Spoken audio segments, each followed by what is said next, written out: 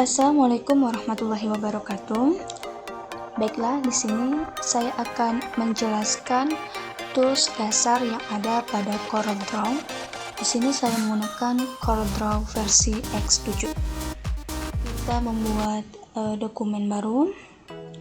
Di sini ada nama. Kita kasih nama latihan. Kemudian di sini ada size-nya kita jadikan A4 saja, dan di sini ada ukuran sesuai dengan size yang kita pilih, dan untuk satuannya di sini saya pilih cm. Kemudian di sini ada bentuk kertasnya ya, ada portrait dan landscape. Kita pakai landscape. Kemudian untuk number of pixels-nya sekitar 1 saja. Dan untuk primary color mode-nya kita pakai RGB aja. Nah, untuk RGB dan CMYK ini perbedaannya. Kalau RGB ini jika kita ingin upload foto ataupun desain kita bukan dicetak, maka kita bisa menggunakan RGB. Tapi jika kita ingin mencetaknya, kita bisa menggunakan CMYK. Oke, kemudian kita klik OK. Oke, sekarang saya akan menjelaskan, yaitu yang pertama adalah title bar. Nah, title bar ini adalah judul kertas kerja yang sedang kita kerjakan. Nah, di sini kan tadi kita menyimpan nama judul kerjanya itu latihan. Jadi ini namanya adalah title bar. Kemudian selanjutnya ada menu bar. Nah, menu bar ini berisi perintah-perintah yang sudah dikelompokkan ke dalam beberapa menu sesuai dengan kategorinya ya. Jadi sini ada file, edit, view, layout, object, effects. Nah, ini semuanya merupakan bagian dari menu bar. Kemudian yang selanjutnya yaitu standard bar atau toolbar. Nah, di toolbar ini berisi icon-icon standar yang memiliki fungsi tertentu yang berfungsi untuk mempermudah akses sebuah perintah atau tools.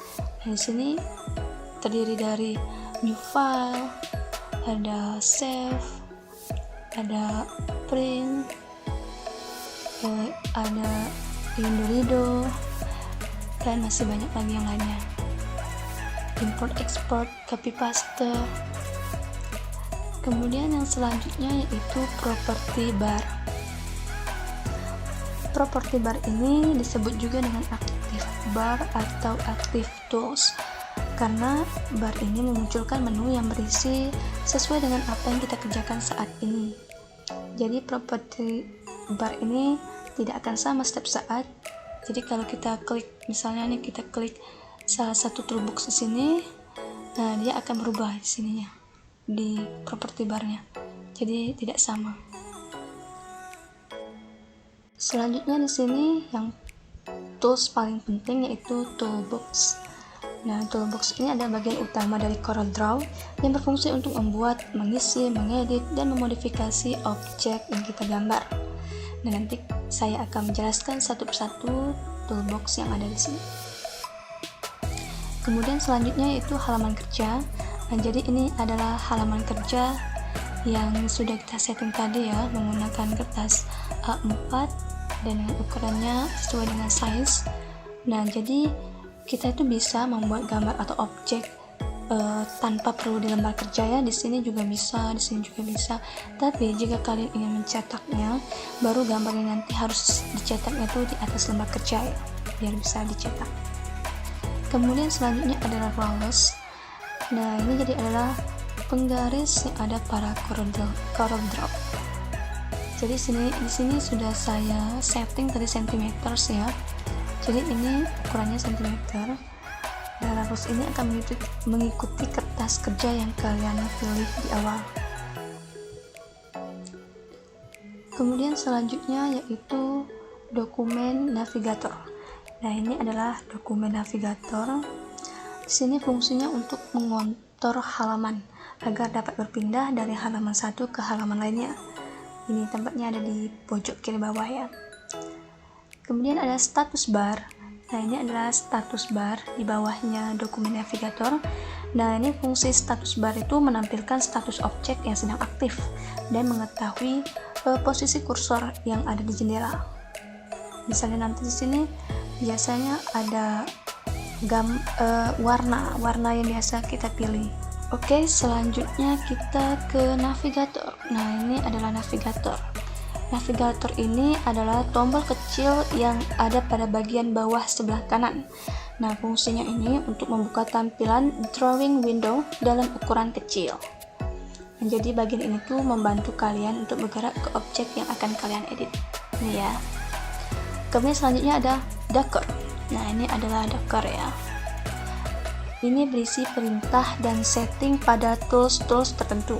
Seperti di sini saya mengklik objek properties, ada hints, kemudian ada object manager, ini ya, shaping dan lainnya.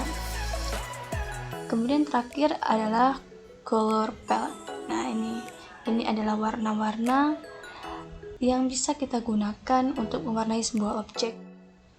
Oke, baiklah.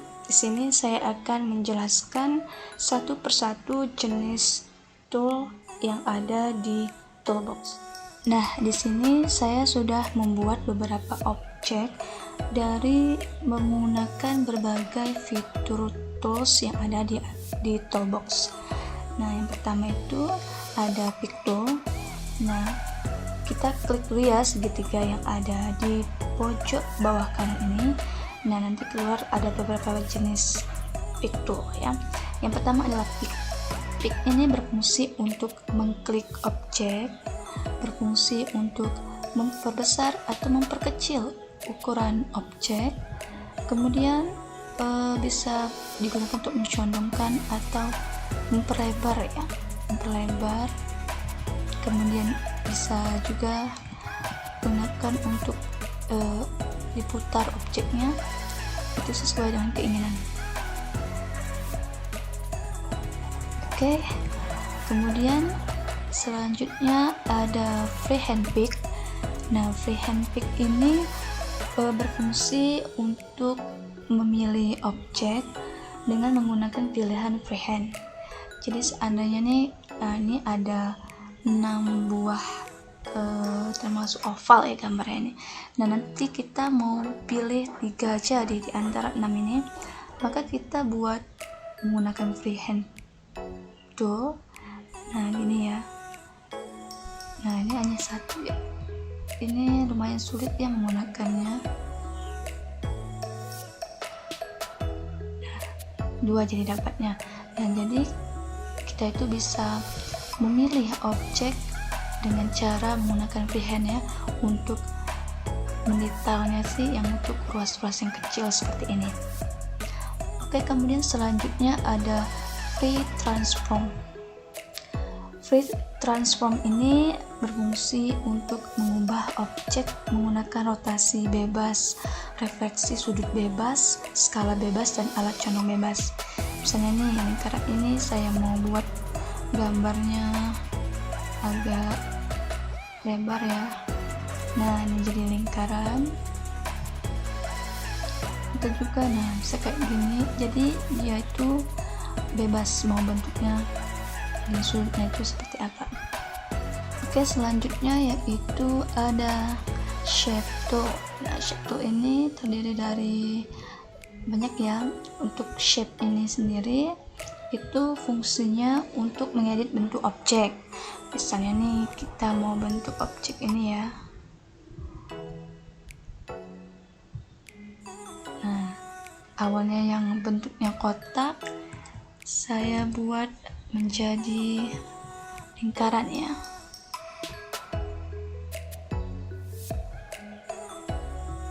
Itu smooth.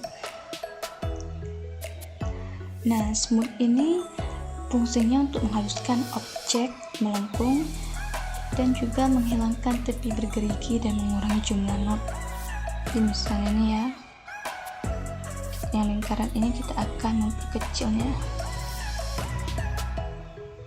Nah, tinggal ditahan dan tunggu saja ya. Nah, berubah ya, ukurannya jadi agak kecil.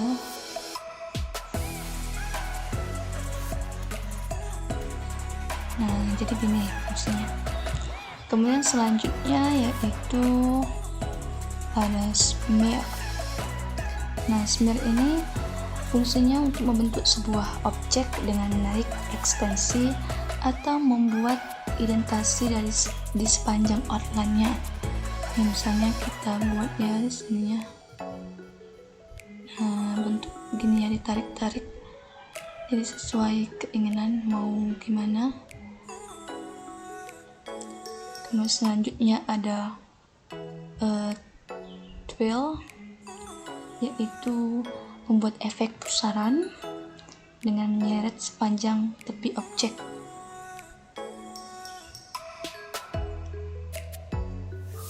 Nah, gini ya. Oke. Kemudian selanjutnya ada track. Nih, track. Nah, track ini membentuk objek dengan menarik node ke kursor.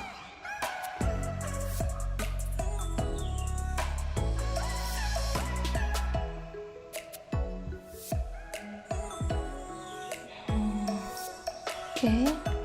Kemudian selanjutnya ada revolve yang fungsinya membentuk objek dengan mendorong menjauh node dari kursor.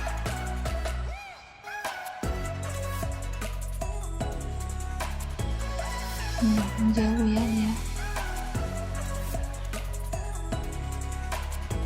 Nah, oke, selanjutnya ada smudge. Nah, ini fungsinya untuk mendistorsi objek vektor dengan menyeret sepanjang garis tepi. Kita pakai yang ini ya.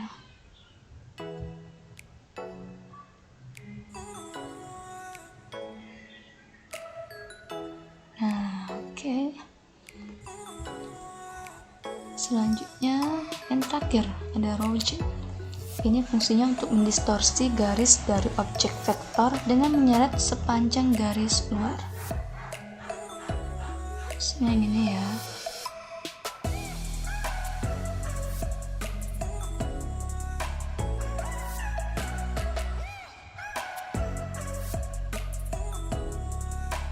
Ini kita klik 2 kali dulu, lalu kita luluskan ya di tempat yang ingin diberi rigi-riginya ya.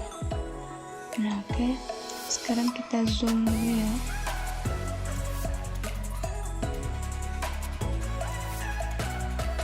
Nah, ini sudah terlihat ya rigi-riginya. Nanti ini bisa di setting kembali untuk rigi-riginya kalau mau lebih besar ukurannya.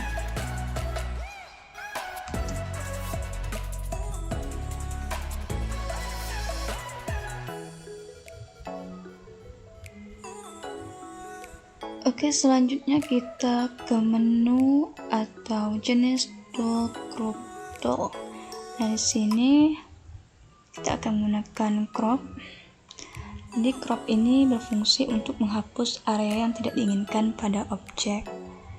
Jadi misalnya kita akan menghapus ini ya. Oke, tinggal enter. Nah, jadi ini adalah bagian yang ingin kita potong tadi ya. Oke, selanjutnya kita ke knife. Jadi knife ini berfungsi untuk mengiris objek, kelompok objek dan bitmap di sepanjang jalur yang ditentukan. Nah, sudah terpotong ya. Ini bisa kita ambil bagiannya. Nah, sudah menjadi terpotong ya. Kemudian tool selanjutnya yaitu virtual segment delete. Nah, ini berfungsi untuk menghapus bagian dari objek yang berada di antara persimpangan. Jadi ini kan 2 objek yang kita potong tadi ya, lalu kita hapus yang bagian ini. Nah, jadi gitu bisa dihapus ya. Oke, sekarang kita lanjut ke erase atau penghapus ya. Jadi fungsinya adalah menghapus area gambar.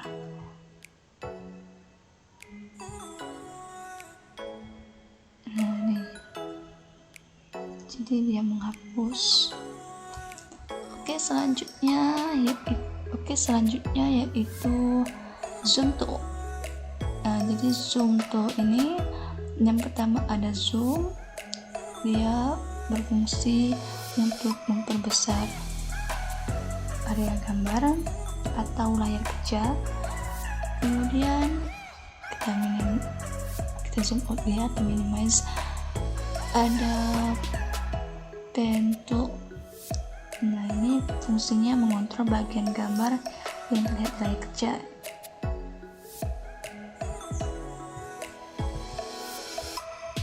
Jadi layarnya bergerak. Oke, selanjutnya kita ke freehand tool. Nah, freehand tool ini banyak jenisnya ya. Nah, untuk freehand ini fungsinya untuk menggambar segmen garis tunggal dan kurva. Oke, kemudian ada 2-point line, itu berfungsi untuk menggambar segmen garis 2 titik lurus. Nih. Kemudian selanjutnya ada bezier. Bezier ini fungsinya untuk menggambar kurva satu segmen pada satu waktu. Nah, gitu ya.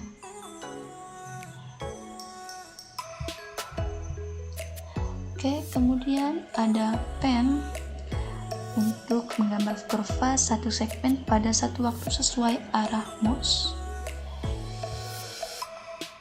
Oke. Nah, ini bisa kita buat runcuknya ya.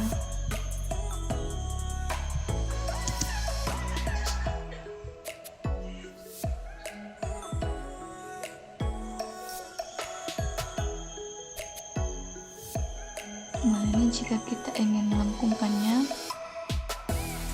nah, tinggal ditarik aja ya. Kemudian mengembalikannya, klik Alt, kemudian klik ini. Nah, jadi dia kembali lagi. Oke, selanjutnya adalah B-spline yang berfungsi untuk menggambar garis lengkung dengan mengatur titik kontrol. Jadi bentuknya bergelombang. Nah, oke, selanjutnya ada polyline yang berfungsi menggambar garis dan kurva dalam mode perhatian jauh.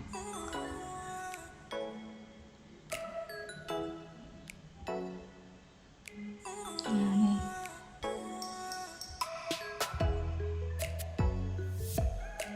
Oke.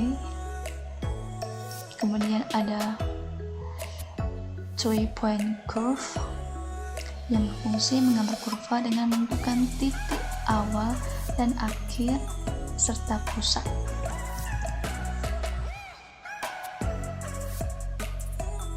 Nah, jadi klik 2 kali dulu, lepas, kemudian tarik dan klik 2 kali. Oke. Dan terakhir ada Smart Drawing yang berfungsi mengkonversi goresan freehand Anda untuk membentuk dasar dan merapikan kurva. Kita ambil ini aja ya.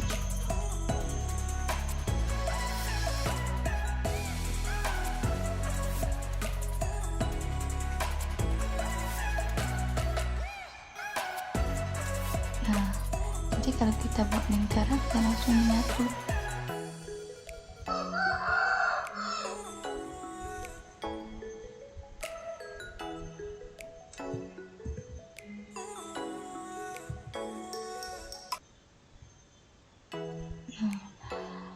Oke, selanjutnya jenis toolbox Artistic Media Tool. Sini Artistic Media Tools ini berfungsi untuk preset brush sprayer. Dia ini mengakses ke tools preset brush sprayer ini ya, seperti kaligrafi. Jadi contohnya gini. Nah, jadi tergantung kan ya dengan ukurannya, bentuk-bentuknya. Ini memiliki banyak jenis. Dan sesuaikan juga mata penanya, kalau terlalu besar ya, misalnya 20. Jadi seperti kaligrafi. Selanjutnya ada rectangle tool. Rectangle tool ini ada dua jenis, yaitu rectangle pembuatan kotak ya. Ini sudah saya warnai secara otomatis. Kemudian selanjutnya ada 3-point rectangle, yaitu mengambil persegi panjang pada sudut.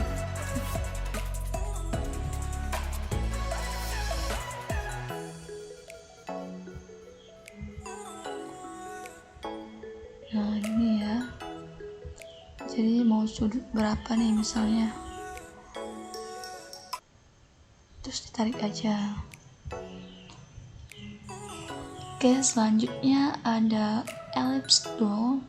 Ellipse tool ini berfungsi untuk menggambar lingkaran ya. Gini. Kemudian untuk 3-point ellipse itu berfungsi untuk menggambar ellipse pada sudut, sama seperti yang ini ya. Nah, oke. Kemudian jenis tools selanjutnya itu object tools. Di sini ada polygon. Nah, ini berfungsi untuk menggambar poligon simetris ya, dan juga bintang. Ini jika ini kan ada 5 titik ya, kalau seandainya mau lebih, ini bisa ditambahkan aja di sini ya. Tuh misalnya mau berapa, 7, 8, 9, ini bebas ya, mau berapa bisa. Gantungan juga dengan ketebalannya. Nah, jadinya seperti ini. Oke, kita ke lembar kerja lainnya. Oke, selanjutnya ada star. Star ini untuk membuat bintang. Kemudian ada complex star, menggambar bintang yang mempunyai sisi potongan. Terus ada graph paper, ini membuat garis mirip yang ada di kertas grafik ya. Kemudian ada spiral, menggambar spiral simetris. Kemudian ada basic shapes. Nah, ini fungsinya yaitu bisa memilih set lengkap bentuk, termasuk hexagram, wajah smile, dan segitiga sudut kanan. Nah, ini bisa dibentuk ya. Oke, kemudian ada round shapes. Nah, ini berfungsi untuk menggambar panah.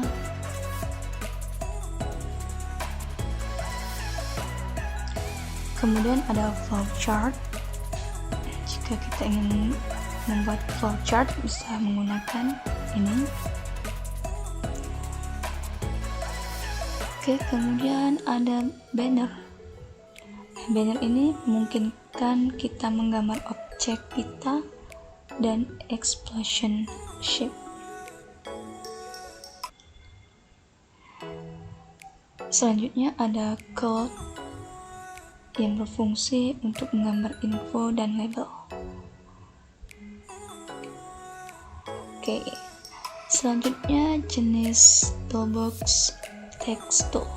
Nah, teks ini berfungsi untuk mengetik kata langsung di layar sebagai teks artistik atau paragraf. Misalnya kita buat di sini ya. Nah,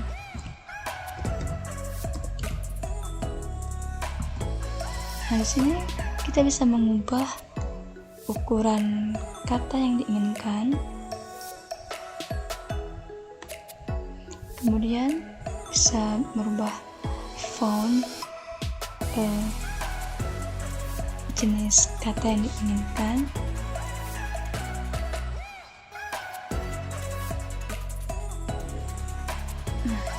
seperti ini. Oke, selanjutnya yaitu ada table. Ya, fungsi table ini untuk menggambar dan mengedit table. Hampir sama ya, sama seperti ini tadi fungsinya, yaitu grab paper.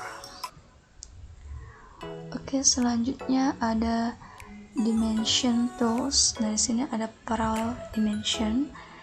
Ini berfungsi untuk menggambar garis dimensi miring. Ini misalnya nih, kita buat huruf L ya.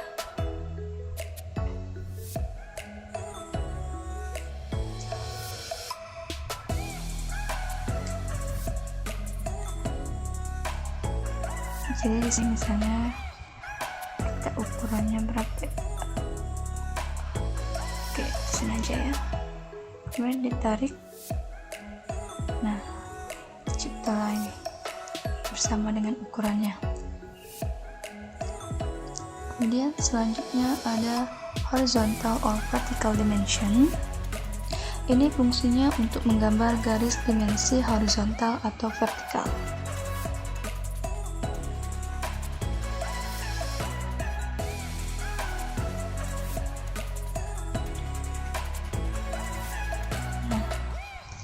Sama ya, mirip-mirip. Kemudian selanjutnya ada angular dimension yang berfungsi untuk menggambar garis dimensi sudut.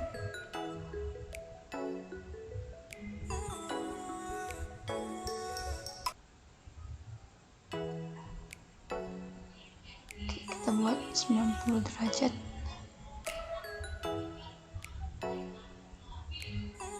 Oke. Selanjutnya ada 3-point callout yang berfungsi menggambar info dengan garis pemimpin 2 segmen.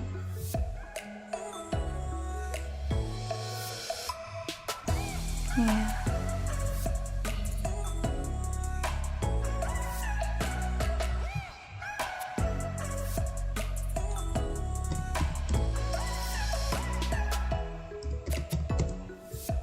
Nih.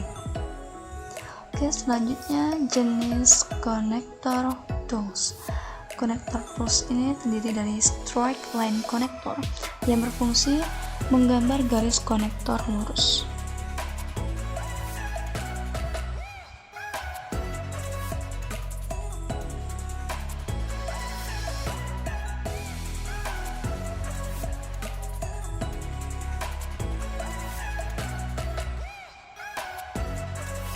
Kemudian ada right angle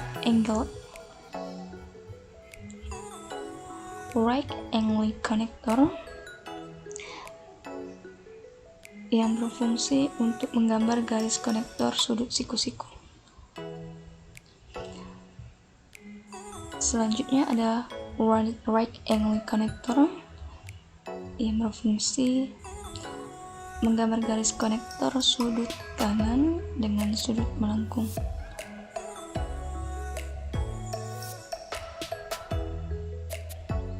Oke, begini. Selanjutnya ada edit anchor yang berfungsi untuk memodifikasi titik jangkar garis konektor.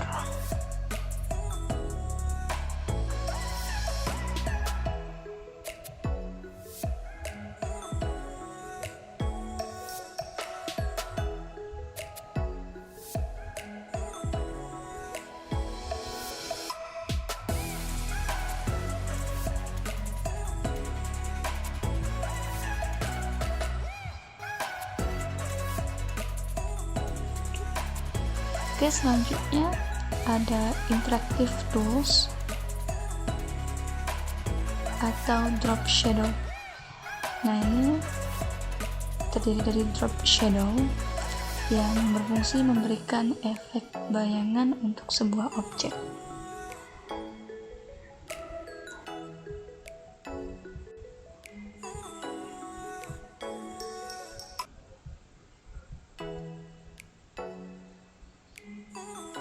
Nah, Kemudian selanjutnya ada contour yang berfungsi menerapkan kontur ke objek.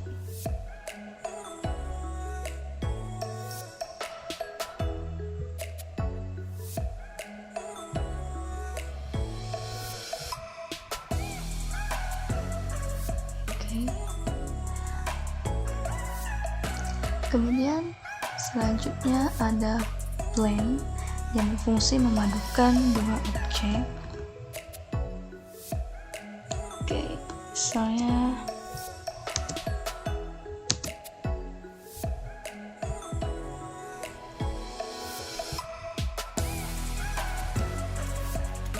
kita copy paste dulu ya.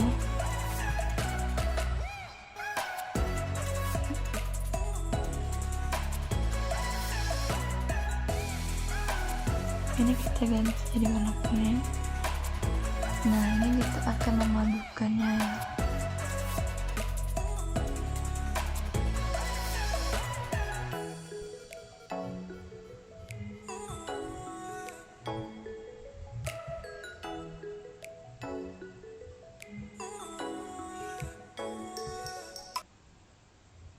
Nah, seperti ini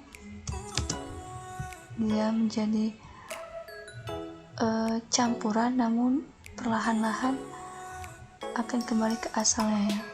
Di pertengahannya saja dia akan menjadi adanya percampuran. Selanjutnya itu distort yang berfungsi menerapkan distorsi push atau pull, distorsi resleting atau distorsi twister pada objek.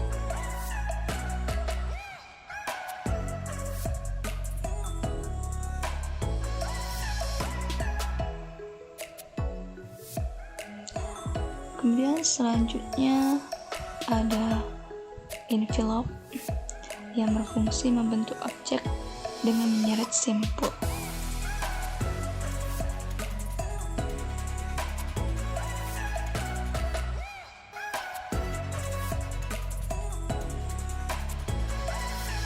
Selanjutnya yaitu ada extrude yang berfungsi menerapkan ilusi ke dalam objek.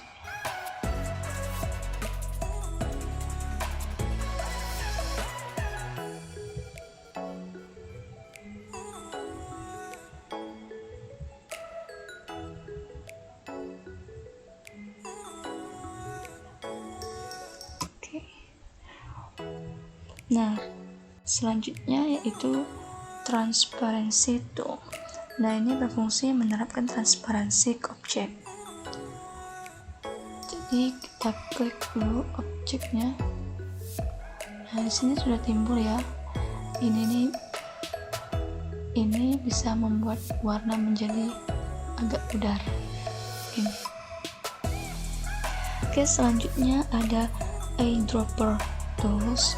Nah, ini ada dua jenis, yaitu color eyedropper dan attributes eyedropper. Untuk color eyedropper ini fungsinya untuk memilih dan menyalin warna dari objek pada jendela gambar atau desktop. Nah, ini kita ambil sampel warna ini. Terus kita tuangkan ke sini. Nah, lalu jika attributes eyedropper itu berfungsi untuk memilih dan menyalin properti objek seperti ketebalan garis, ukuran, dan efek dari objek pada jendela gambar. Kemudian kita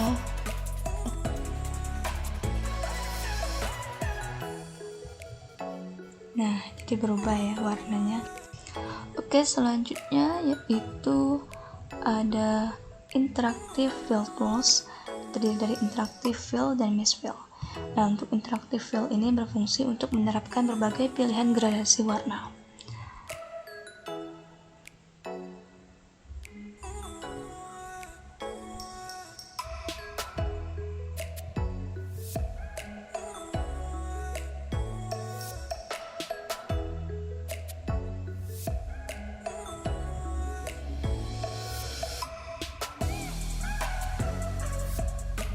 Jadi ini namanya interactive fill tool. Selanjutnya yaitu ada Smart Fill. Nah, Smart Fill ini berfungsi untuk membuat objek dari area tertutup dan menerapkan isi untuk objek tersebut.